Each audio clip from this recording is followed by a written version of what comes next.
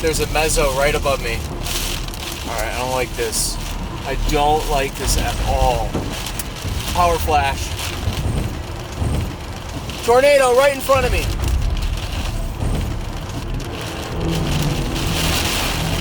It's so hard to see, but it's right there. Oh no, they were hit. Someone was hit.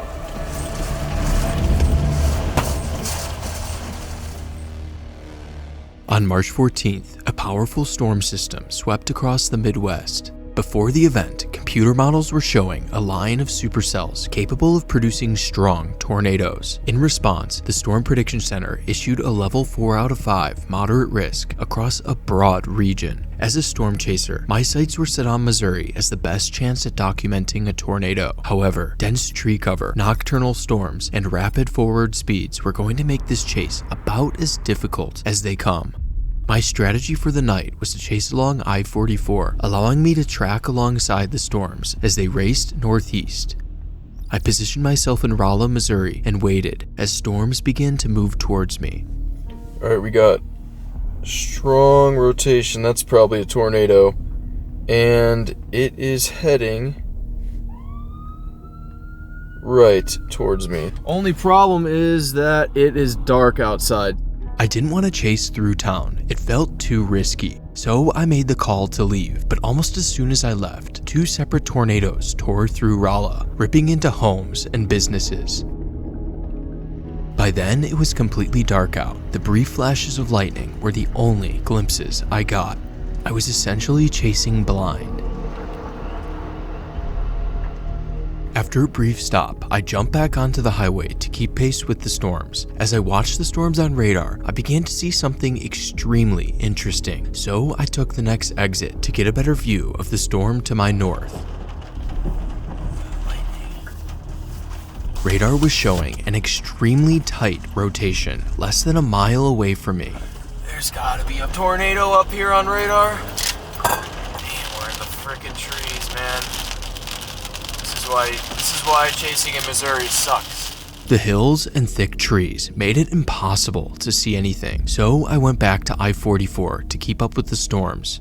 Before I get into one of my wildest tornado intercepts, I'd like to tell you about Vessi, my favorite sponsor to date. Ever since receiving my pair of Vessi weekends, they've become my go-to pair of sneakers for almost every occasion. The best part about them is that they are completely waterproof, which is essential for when I'm out storm chasing.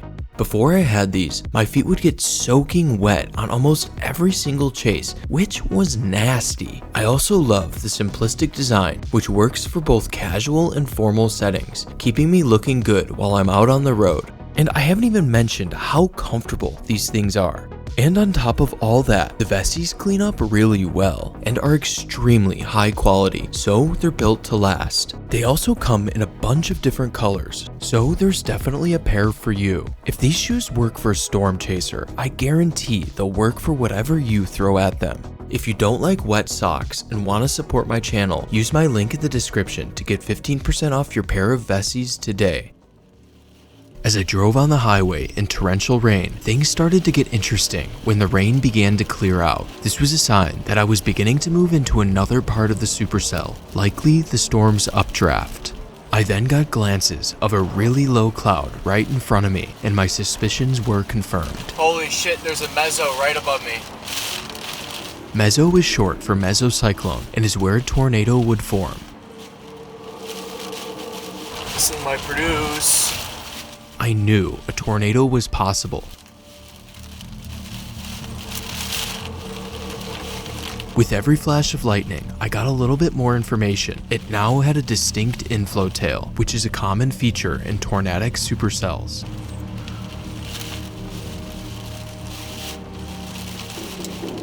And even though I knew a tornado was possible, I had no idea what I was about to experience.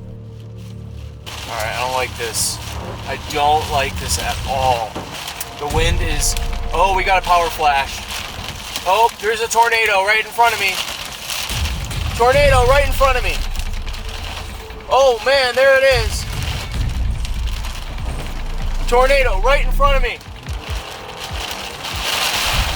Tornado. Holy crap. Oh man, oh, it's right there. Keep going, keep going. So hard to see, but it's right there. Oh yeah, tornado.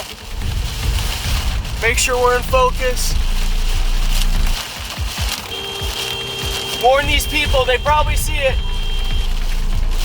That's a tornado. All right, we're behind it, so we're safe.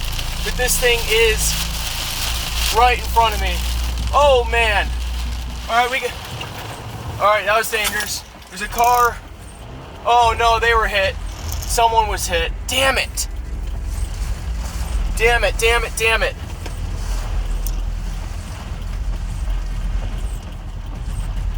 Damn it, damn it. Since I was one of the first people on the scene, I had to check on the truck that was hit by the tornado. I ran and opened the door to begin assisting the trucker, who was clearly shaken up by what had happened. When I first entered the truck, he was screaming, telling me that his chest hurt. I told him he was hit by a tornado, and then I gave him a quick visual check, making sure he didn't have any serious injuries. He wasn't bleeding or showing any signs of obvious trauma, despite his truck being smashed in. I told him to take deep breaths and that he didn't appear to be seriously injured, which calmed him down. After catching his breath, he told me he was okay. I stepped out of the cab, not wanting to overwhelm him any more than he already was. Outside was fellow storm chaser Ryan Scholl. We could still see the tornado, revealed by power flashes on the horizon. I rushed back to my car with my heart pounding from a crazy adrenaline rush. All right, he's fine, he's fine, he's fine. I shouted for Ryan to call 911 to report the truck blocking the highway before the situation got any worse. Hey, yo! Can you call 911? I then reported the tornado, knowing it was crucial since this storm was heading straight into the heavily populated St. Louis suburbs. After catching my breath, I returned to check on the trucker. I told him to also call 911 and report the incident to his dispatch. Another person also came to assist. By now, the trucker was starting to calm down. Realizing he was going to be okay, I then returned to my car and was facing a new challenge. The double trailer truck was blocking the highway. I had two options, either wait for a tow truck or backtrack to the nearest exit. Waiting for a tow truck would likely take multiple hours, so I waited for traffic to stop flowing, and then I reversed to the nearest exit. When I finally escaped the highway, I was immediately stopped by a line of stalled vehicles. Frustrated, I went looking through Villa Ridge. Everything is locked. Okay. They will not let you down. They won't let us in? No. Nope, you're gonna have to turn back around. All right, thank you. You're welcome. Tragically, many homes in Villa Ridge were leveled. Thankfully, first responders were already on the scene. My escape route was also blocked, yet again. My last option was an hour-long detour down Bob's Road, taking me through Bufu, Missouri. This had to be my way out. But no, power lines were blocking the road. And while I was desperately trying to escape the tornado I had just documented, a full-fledged tornado outbreak was unfolding to my south. Multiple EF3s, along with two EF4s, devastated communities in Missouri and Arkansas, as well as another tornado that went directly through the St. Louis suburbs, nearly hitting two of my close friends' homes. While the moderate risk on March 14th shattered all expectations, a second, even more potent system was moving through the southeast the next day, prompting a rare level 5 out of 5 high risk. Of course, I was going to chase it, but that's a story for another video.